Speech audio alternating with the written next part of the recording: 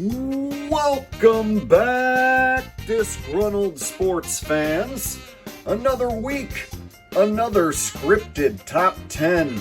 We're going to start the list in Houston, where the Texans are looking to upset the Buffalo Bills. Now we're going to focus on this matchup right here between this wide receiver and this cornerback. Now, you'll see that the corner just gently touches him on the waist, lets the receiver go on by. Now pay attention to the defender. More importantly, pay attention to his feet. Yep, the corner decides to purposely slip, and now look at him. He's staring at the turf while the ball's being delivered, which of course leads to the easy catch. Now you got this other Bills defender back here. He can deliver a hit on the goal line, maybe pop that ball loose. He should be trying to knock that ball loose at all costs, but instead he just sticks his arm out and bumps this guy as softly as possible with his arm. Way to go, bro. Touchdown, Texans. So within the first 5 yards, the defender is allowed to make contact with the receiver, and he chooses to reach out and touch his waist, and then just let him go right on by. And then this is when you get the fake slip and fall. Watch. Whoa! Whoa! I just can't stay on my feet! Whoa! Ridiculous. So now we jump over to the Monday night game where the Panthers could have and should have easily scored a touchdown on this play. Bryce Young scrambles out to the right. Check it out. He's got a blocker and nobody's there to cover the pylon. Bryce Young is a smaller, fast, athletic quarterback. He can easily run that in for a touchdown, but instead he cocks back his arm and decides to throw. Y'all, look. The blocker right there. Nearest 49er, this guy. Why would he not have just ran the ball in? Nobody would have been able to stop him. But instead, no. He's going to throw it right to the 49ers.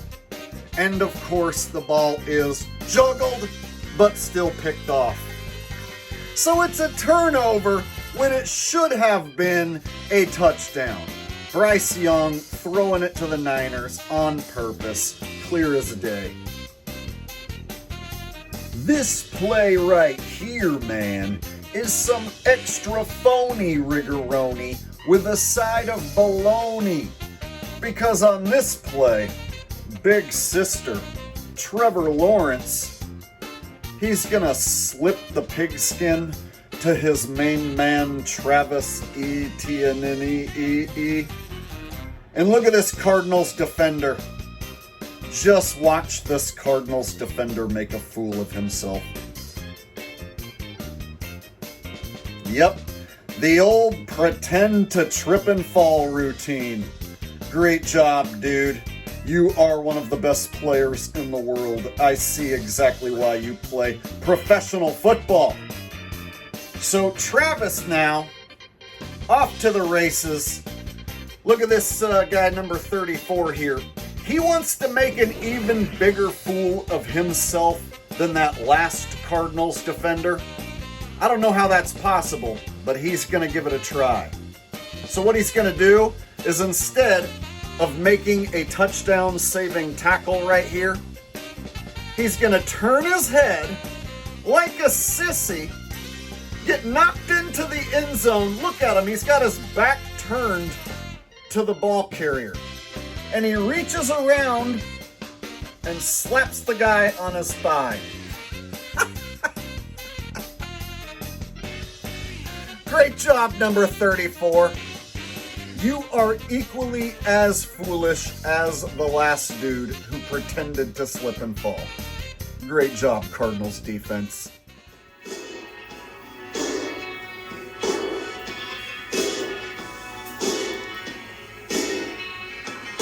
Take me down to the Muff Punt City where the returners are really freaking shitty. Oh, won't you please muff this punt? Yeah, yeah.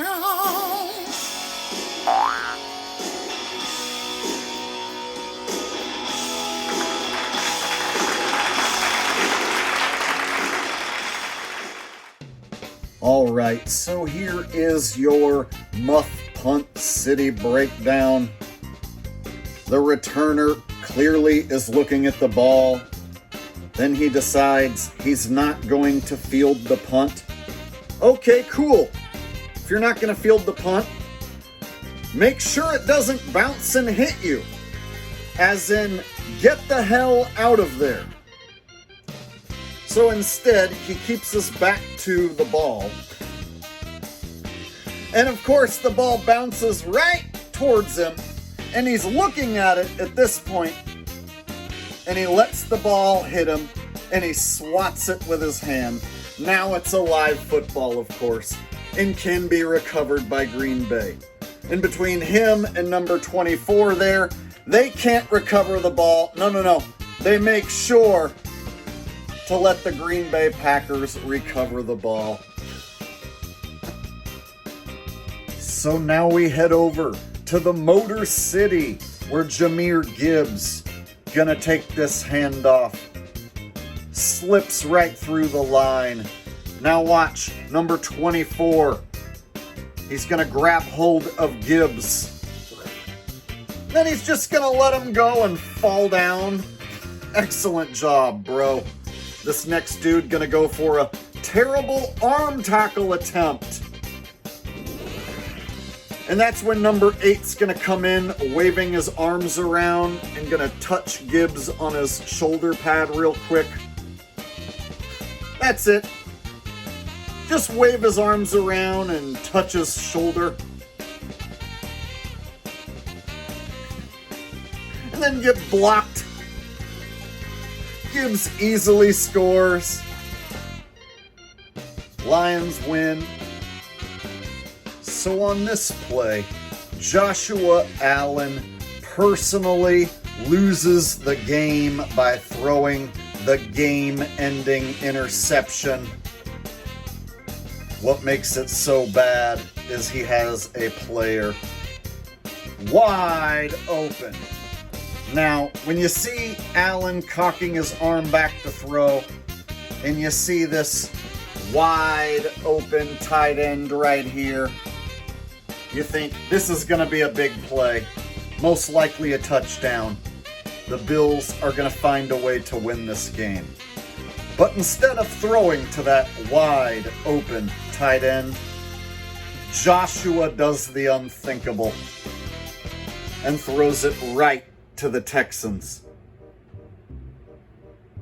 Game-ending, game-losing interception right there. Now let's take a look at the acting from Josh Allen after throwing the game-losing interception. No!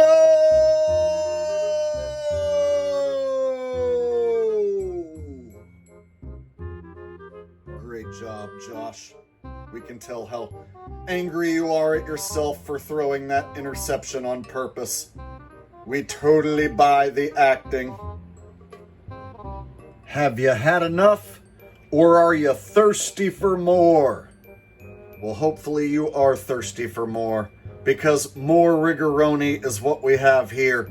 Purdy gonna zip this ball to his receiver, complete the pass. Now you'll see he's immediately wrapped up by a Panthers defender. Now between these three Panthers guys, you would think for sure they can bring down that one 49ers receiver. But you would be incorrect, because all three of those Panthers players let him go, and he takes this ball into the end zone. How in the heck did that guy score a touchdown? So if we look at it from this angle, Purdy zips the ball right to his receiver, who's met immediately and wrapped up by number 8. This should be the end of the play right here. When the other Panthers player comes over, they should just team up and take this guy down. But the dude who comes over to help runs into the receiver and then falls down. And then the other Panthers player who comes over to help, when he gets there, number 8 lets go. So then nobody's got a hold of him. And now they're all bumping into each other like the Three Stooges. And nobody wraps him up out of the 3 guys. And he takes it into the end zone. You gotta be kidding me, man. So this game right here was a gigantic live betting trap. The Eagles went up 21-0, but then let the Cowboys come back and pull off the upset. On this play, you'll see number 42. He's going to reach out